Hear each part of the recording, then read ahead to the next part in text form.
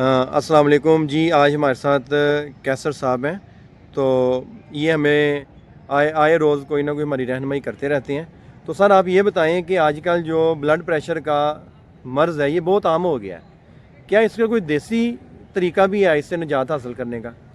बिस्मिल्लाहिर्रहमानिर्रहीम। बड़ा आपने अच्छा क्वेश्चन किया और ये बड़ी आम प्रॉब्लम है। बेसिकली ये मर्ज़ नहीं है बल्कि ये किसी मर्ज़ की अलामत है। यानी जिस बंदे को या जिस शख्स को किसी हाई का मसला है वो उसकी बॉडी के अंदर किसी न किसी प्रॉब्लम की तरफ ये एक इंडिकेशन है। मसलन कुछ लोगों को किडनीज़ की वजह से ये प्रॉब्लम हो जाता है, उनके गुर्दों के अंदर स्वेलिंग हो जाती है या सोजिश हो जाती है, जिसकी वजह से ब्लड जो है प्रॉपर रिफाइन नहीं होता और बहुत सारे जो मादे होते हैं वो खून के अंदर ही रहते हैं और बीपी हाई होना शुरू हो जाता है।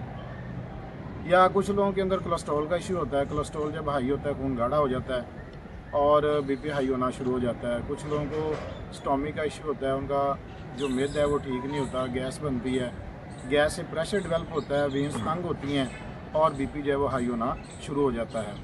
या फिर कुछ लोगों के अंदर कोलेस्ट्रॉल की वेंस के अंदर लेयर जम जाती है और रास्ते तंग हो जाते हैं और बीपी का मसला जो है वो शुरू हो जाता है। या बाज़ का तो बहुत ज़्यादा खुश्क चीज़ें खाने की वजह से जो शरियानें होती हैं या वेंस होती हैं वो सख्त हो जाती हैं, उनके अंदर फ्लेक्सिबिलिटी ख़त्म हो जाती है, जिसकी वजह से बीपी का मसला जो है वो पैदा हो जाता है। तो जब तक हम असल रीज़न को फाइंड आउट नहीं कर पाएंगे तब तक हम इसका ट्रीटमेंट नहीं कर सकते। लेकिन जनरली मैं एक छोटी सी टिप आपके साथ शेयर कर देता हूँ, अगर आप उसको फॉलो करेंगे तो आप इस मसले पर काफ़ी हद तक काबू पा लेंगे। तो छोटी सी एक टिप है जिसमें दो चीज़ें शामिल हैं, बड़ी कॉमन है और ईज़िली अवेलेबल हैं, प्योर हर्बल हैं। उनमें एक चीज़ छोटी चंदन है, वो मैं आपको दिखा भी देता हूँ। जिस तरह की किसी पौधे की जड़ है, इसको छोटी चंदन बोलते हैं, ये आप ले लें। और सब्ज़ इलायची वो भी इजीली आपको अवेलेबल होगी। ये देखें, ये छोटी इलायची भी इसको कहते हैं या सब्ज़ इलायची भी कहते हैं। इनको आप बराबर मिकदार में ले लें, इनका पाउडर बना लें और सुबह शाम खाना खाने के बाद पानी के साथ आप 500 मिलीग्राम का कैप्सूल भर लें या 500 मिलीग्राम की जो क्वांटिटी है वो लें।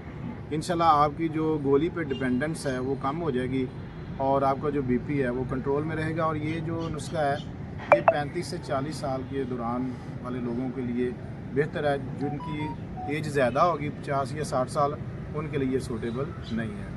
मुझे उम्मीद है कोई आपको ये बातें पसंद आई होंगी। अल्लाह हाफिज़।